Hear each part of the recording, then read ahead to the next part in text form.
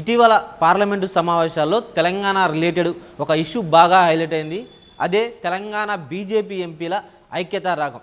Parliament సమావేశాల కంటే ముందు ఆర్ఎస్ఎస్ అనుబంధ సంఘం కావచ్చు, తెలంగాణకు సంబంధించి బీజేపీ హైకమాండ్ చేసినటువంటి ఒక నివేదికలో నేతల మధ్య సమన్వయ లోపం, ముఖ్యంగా విభేదాలు పార్టీని అంతర్గతంగా ఇబ్బంది పెడుతున్నాయి. ఆ సమస్యకు చెక్ పెడితేనే మనం తెలంగాణలో అధికారంలో రావడానికి మార్గం సుగమవుతుందంటూ కూడా బీజేపీ హైకమాండ్ భావించింది. అందులో భాగంగానే ఆ సమస్యకు చెక్ పెట్టేందుకు బీజేపీ రాష్ట్ర వ్యవహారాల ఇన్ఛార్జిగా ఉన్నటువంటి అభయ్ పాటిల్ను రంగంలోకి దించి, ముఖ్యంగా అగ్రనేతలుగా చెబుతున్నటువంటి బీజేపీకి సంబంధించి కేంద్ర మంత్రి బండి సంజయ్, ఎంపీ ఈటెల రాజేందర్, ఈ ఇరువురి మధ్య ఉన్నటువంటి సమస్యకు చెక్ పెట్టే దిశగా వారిద్దరి మధ్య ఒక సయోధ్య కుదిర్చింది. దాన్ని బీజేపీ రాజ్యసభ సభ్యులు లక్ష్మణ్ ఇంట్లో ఇరువురు కూడా లంచ్ భేటీ అవ్వడం, ఒకరికొకరు కలిసి పనిచేయాలని నిర్ణయించుకోవడంతో దీనికి మార్గం సుగమమైంది. అక్కడ పడినటువంటి బీజము ఇటీవల పార్లమెంటు సమావేశాల్లో వరుసగా కూడా ఈ ఎంపీలంతా, తెలంగాణ ఎంపీలంతా తాము రాష్ట్రాభివృద్ధికి కట్టుబడి ఉన్నాము, అదేవిధంగా మేము ఒకటే, అంతా కలిసికట్టుగా పనిచేసి రాష్ట్రంలో పార్టీని అధికారంలోకి తీసుకొస్తామన్నటువంటి ఒక సంకేతాలు ఇచ్చేటువంటి ప్రయత్నం అయితే స్పష్టంగా చేశారు. ఎందుకంటే ఇటీవల కేంద్ర మంత్రి కిషన్ రెడ్డి కావచ్చు, బండి సంజయ్ కావచ్చు, ఈ ఇరువురు కూడా ఎంపీలందరికీ కూడా లంచ్ మీటింగ్లు ఒకరు అరేంజ్ చేస్తే మరొకరు డిన్నర్ మీటింగ్ అరేంజ్ చేశారు.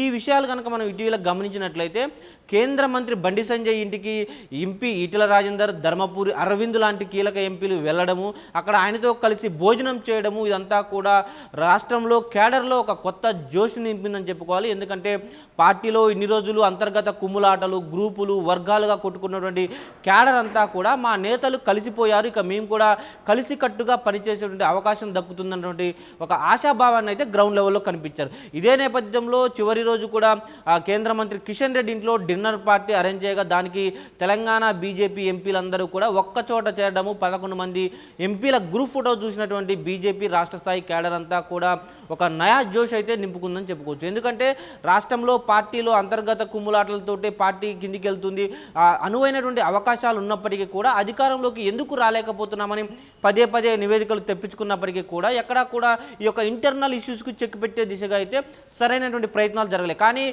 రాష్ట్ర ఇన్ఛార్జ్గా ఉన్నటువంటి అభయ్ పాటిల్ రావడము, ఎంపీల ఇళ్ళకి నేరుగా 5-6 సార్లు వెళ్ళి వారితో మాట్లాడి అసలు సమస్య ఎక్కడ ఉంది, మీరు కొట్టుకోవడం వల్ల లాభపడేది ఎవరు, నష్టపోయేది ఎవరో వారికి వివరంగా చెప్పడము, మీరంతా కూడా కలిసి కట్టుగా పనిచేస్తేనే రాష్ట్రంలో పార్టీకి కానీ మీకు కానీ భవిష్యత్తు ఉంటుందనేటువంటి ఒక స్ట్రాంగ్ వార్నింగ్ హైకమాండ్ ఏదైతే ఇచ్చిందో అది ఆయన చెప్పినట్టుగా మనకి తెలుస్తుంది. ఈ నేపథ్యంలో పార్టీ ఆదేశాలు ఉన్నాయి కాబట్టి డెఫినెట్గా మేమంతా ఇక ఐక్యంగా ముందుకు సాగాలి, కలిసికట్టుగా వెళ్ళాలి, లేకపోతే పార్టీతో పాటు మా భవిష్యత్తు కూడా ఇబ్బందికరంగా ఉంటుందన్నటువంటి ఆ నేపథ్యంలోనే ఇక్కడ బీజేపీ ఎంపీలంతా కూడా తామంతా కలిసికట్టుగా ఉన్నామనేటువంటి ఒక ఐక్యత రాగాన్ని అయితే డెఫినెట్గా చూపించారు.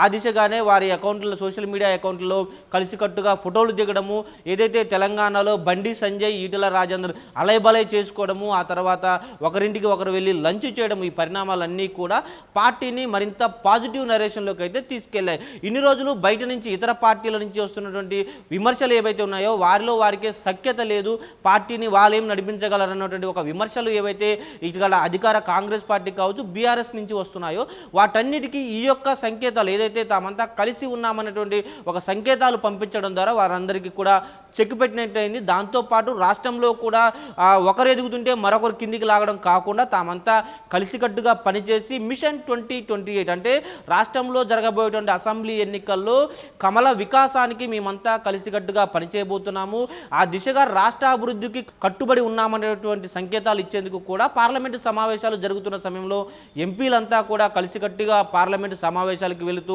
పార్లమెంటు స్టెప్స్ మీద ఫోటోలు దిగి షేర్ చేయడము, ఆ తర్వాత కేంద్ర మంత్రుల దగ్గరికి వెళ్ళి రాష్ట్రానికి సంబంధించినటువంటి ఏవైతే ఇష్యూస్ ఉన్నాయో వాటి మీద పురోగతికి సంబంధించి కావచ్చు, నిధులు ఇవ్వండి అని చెప్పచ్చు కావచ్చు, ప్రాజెక్టులు శాంక్షన్ చేయమని కావచ్చు చెప్పడం అంతా కూడా మేమంతా కూడా రాష్ట్ర అభివృద్ధి కోసం తెలంగాణ బీజేపీ ఎంపీలు ప్రయత్నాలు చేస్తున్నారనేటువంటి ఒక ఇండికేషన్స్ అయితే స్పష్టంగా ఇచ్చారు. వీటన్నిటితో పాటు పార్టీ బలోపేతానికి కూడా పార్లమెంటు సమావేశాలు ముగిసిన తర్వాత ఒక ఉద్యమ కార్యాచరణతోటి ముందుకు పోవాలంటే ఈ నేతలంతా కలిసికట్టుగా ఒకే స్టేజ్ మీద నిలబడాలి.